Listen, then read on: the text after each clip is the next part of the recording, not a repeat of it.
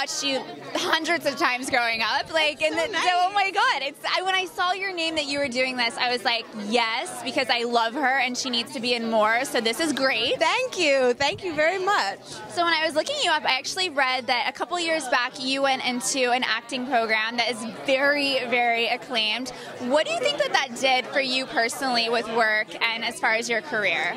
That's such a good question. I had been working for about 10 years, and I had gotten to a place where I felt like I was meeting these great actors and doing scenes with them, and they had gears that I didn't have. And so when I went back to New York, I asked friends of mine who are friends with great actors, and I asked those actors where they were training, and the same name kept coming back. And so I decided it was during the writer's strike, and so everyone stopped working, and so during the writer's strike, I took 2 years off and went into the program. Was it funny where like you would go in to study and then you get a call to work on something and you're like, no, actually I can't because I'm doing this? Well, because of the writer's strike, things weren't being done for 2 years. Except for theater. And I tried a couple times to work at the same time as being in the program, but you really have to commit to the study. Okay, so I saw the trailer. I haven't seen the full thing, but you were basically like girl boss, high-powered producer in news. Tell me more. I play a news producer who is very much like Lady Boss. Yes. And the show is about the kind of behind-the-scenes relationship between legal and the news, and how people's agendas are shaping the narrative that you see on the news each night.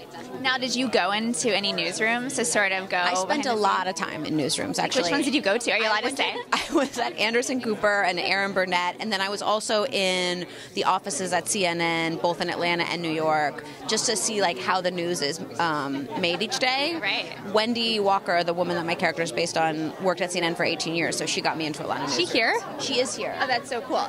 That's amazing. I did see her. See that she's bright blonde over there with awesome. the guy with the gray hair? That's who I'm playing in real life. When you went into the newsrooms, did you kind of go incognito, where people were like, "Oh, is that a new temp?" Or did you go and say like, "Okay, this is what I'm here to do today"? Because Wendy is so connected at CNN, I went in with like some of the super high-powered executives of like standards and practices, so there was no hiding. Right. But I was very forthcoming with what I was doing and who I was playing and what I was studying, and they were very generous to sit with me and talk with me, and I would sit there while they did the news at night, so I could really see what it takes to produce it each night, and then sit and ask questions afterwards.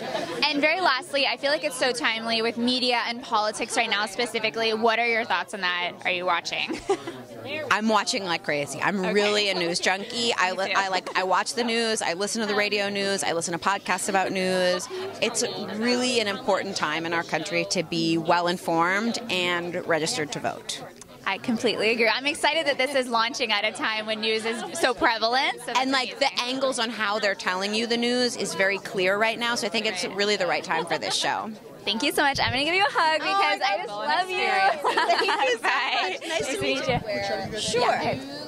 News is happening while the news is happening. Thank you.